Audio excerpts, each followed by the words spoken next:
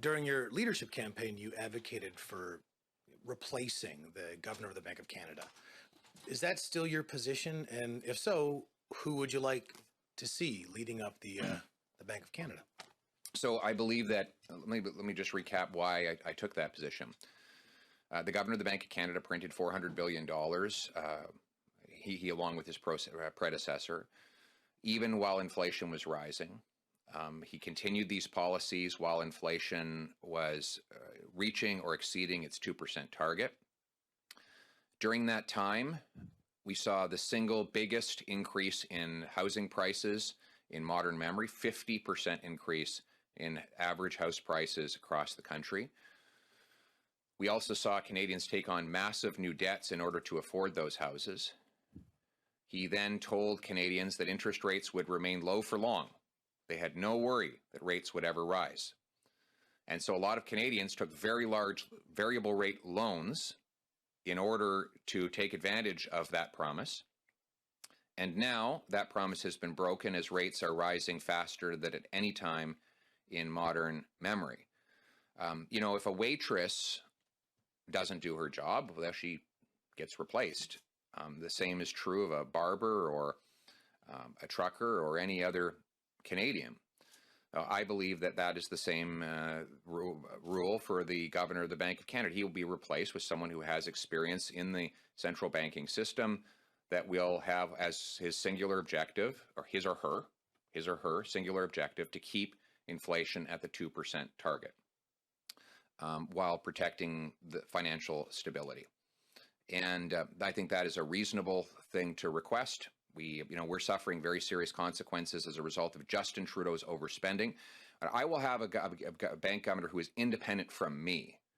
The problem is that this bank governor was not independent from Justin Trudeau. He publicly endorsed Trudeau's spending policies, which is not the role of the governor of the Bank of Canada. He's supposed to be in charge of monetary policy and not fiscal policy. And he printed the money to fund those deficits. And he did so in an inflationary environment.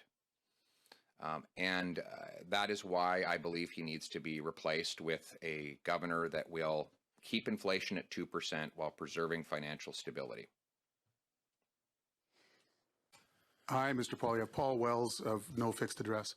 I want to essentially do a follow-up on central bank governors. The last time a prime minister declined to renew the mandate of a central bank governor, it was John Crow, who had been running, it was a Liberal who declined to renew John Crow's mandate. He'd been running a high interest rate policy to fight inflation. Was that a good policy, and would you be in the market for someone who had the same philosophy as John Crow?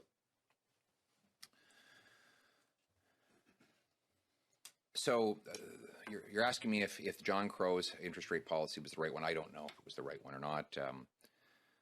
But I do know that it was the same problem that got the country in the mistake. And we got into the same mess then that we're in now for the exact same reasons.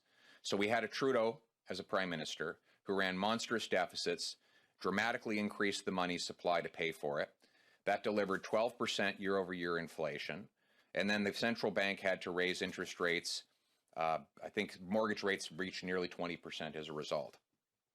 You can debate the interest rate policies later on, but the real problem happens when you create all the cash and run all the inflationary deficits that cause the inflation in the first place. And that's what we have to reverse. Here in Canada, we had a 20% increase in the money supply in 2 years. That's the biggest single increase in money supply, M2 money supply, since the last Trudeau. And what are we doing now? Well, Trudeau 2 is running consistent deficits that now even his central bank governor says are inflationary in nature. So the right policy, and the one that I would implement, is to bring the deficits down and in the process bring inflation down. And right now, the cost of government is increasing the cost of living.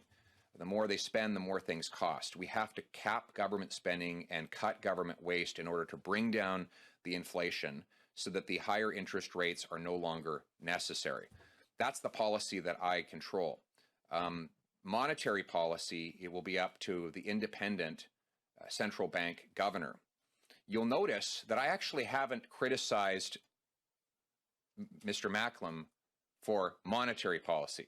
I've criticized him for fiscal policy, because I believe when he was printing money specifically to buy government bonds, he was engaging in fiscal policy, and that is not his job. I want a central bank governor that does monetary policy alone and leaves the fiscal policy to the elected officials who are accountable to the electorate.